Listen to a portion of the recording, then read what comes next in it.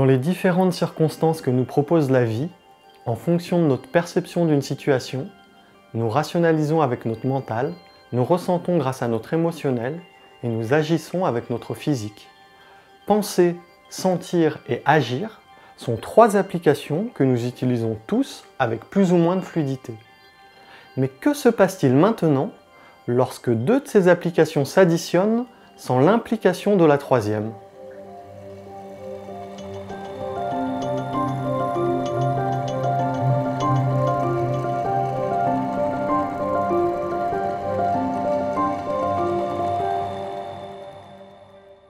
L'origine de votre problème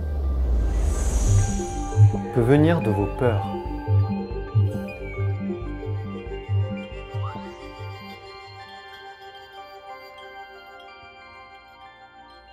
À la base, la peur est salutaire. Elle nous permet de rester en vie, de ne pas se jeter dans un volcan ou d'attaquer un lion à main nue. Ce mécanisme nous permet de nous maintenir en vie et de continuer la partie, l'incarnation. Sans ce mécanisme de survie, c'est game over rapidement. Nous pourrions mourir tous les jours facilement. Nous traverserions la route sans regarder, sans même avoir la notion de nous préserver. La peur est une réaction émotionnelle exprimée physiquement. Avec la peur, nous sommes coupés de notre intelligence. Les centres émotionnels du cerveau sécrètent massivement des hormones qui mettent le corps en état d'alerte générale. Résultat, celui-ci se fige pour identifier quelle est la réaction la plus appropriée à adopter. La fonction de la peur est de préserver un état, d'en empêcher le changement. Donc, la peur est bien placée quand celle-ci nous permet de nous maintenir en vie. Là où cela devient plus gênant, c'est lorsque nous utilisons la peur pour préserver un état qui n'est pas vital pour nous et qui nous empêche d'évoluer. À ce moment-là, la peur devient une limitation, notre propre limitation. Elle préserve la situation telle qu'elle en coupant l'accès à notre raison, en empêchant une perception différente. Nous ne passons pas à l'action parce que passer à l'action reviendrait à changer. Et changer impliquerait des conséquences que pour le moment, nous n'assumons pas. Cette limitation que nous instaurons avec la peur est en lien direct avec le pouvoir que nous nous accordons. Certes, il est classique d'avoir peur de la mort, d'avoir peur de l'abandon, d'avoir peur d'être seul. Ce sont des peurs fondamentales qui impliquent des changements importants. Ensemble, nous pouvons travailler dessus.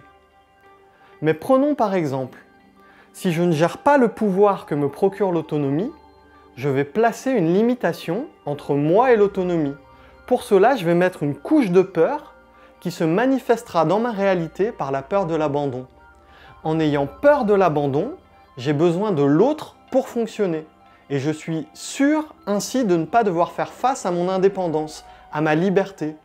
Mais une fois que j'ai intégré mon autonomie, je n'ai plus de raison de m'en protéger et je n'ai plus peur de l'abandon.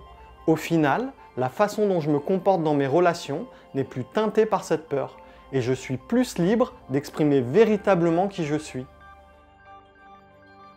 Ce qui est gênant, c'est que nous avons souvent peur d'être plus que ce que nous sommes déjà, d'être plus lumineux, d'avoir plus de pouvoir. On dit d'être doté de capacités sans commune mesure. Et généralement, nous arrivons à identifier nos peurs, mais nous arrivons moins à identifier de quoi nous nous protégeons avec cette peur. Merci d'avoir visionné cette vidéo. Si vous souhaitez expérimenter avec moi les bienfaits du neurotraining, je vous accueille en consultation sur Montpellier et Lyon. Si cela vous a intéressé et que vous souhaitez en découvrir plus sur le fonctionnement de l'être humain, sachez que je publie régulièrement du contenu vidéo ainsi que du contenu audio sur l'ensemble des réseaux sociaux. Vous me trouverez en tapant Jérémy Bonjour Neurotraining. Merci et à très bientôt.